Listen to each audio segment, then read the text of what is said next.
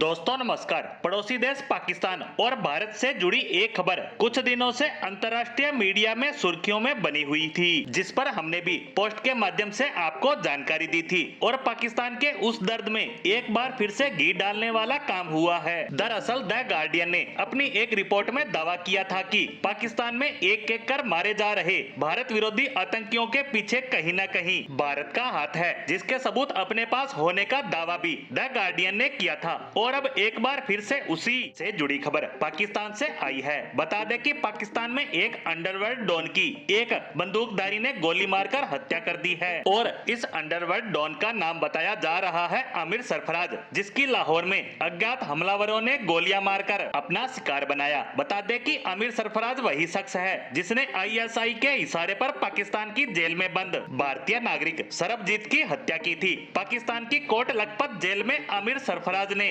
Polythene से गला घोटकर और फिर पीट पीट कर सरबजीत की हत्या कर दी थी। पाकिस्तानी खुफिया एजेंसी ISI के कहने पर आमिर ने सरबजीत को मारा था। और अब इसी आमिर का भी अज्ञात हमलावरों ने वही हसर किया है। पंजाब के निवासी सरबजीत को पाकिस्तान में जासूसी के आरोप में सेना ने पकड़ा था और जेल में डाल दिया था। सरबजीत सिंह भारत पाक सीमा पर बसे तरन तारण जिले के निवासी थे और 30 अगस्त 1990 को वे भूलवश पाकिस्तानी सीमा में चले गए थे, जहां उन्हें पाकिस्तानी आर्मी ने गिरफ्तार कर लिया था और फिर लाहौर और फैसलाबाद में हुए बम धमाकों का आरोपी बनाकर जेल में बंद कर दिया था। इन बम धमाकों में 14 पाकिस्तानी लोग मारे गए थे। 1991 में इसी आरोप में सरबजीत को फांसी की सजा भी सुनाई गई और उसके बाद उनकी हत्या किए जाने की खबरें आई और अब उसी हत्या करने वाले शख्स की भी हत्या कर दी गई है। दरअसल पिछले कुछ समय से पाकिस्तान में अज्ञात हमलावरों द्वारा भारत विरोधी बड़े बड़े मोस्ट वांटेड आतंकियों को मौत के घाट उतारा जा रहा है।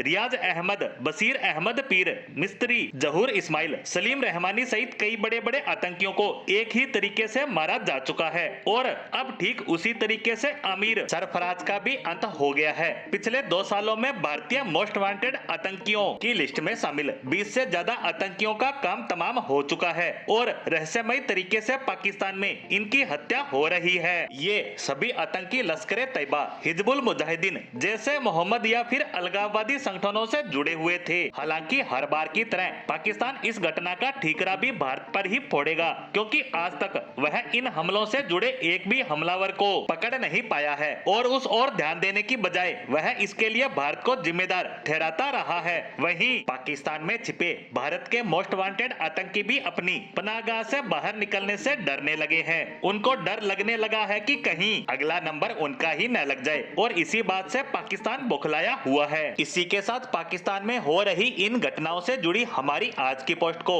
यहीं विराम देते हैं। धन्यवाद।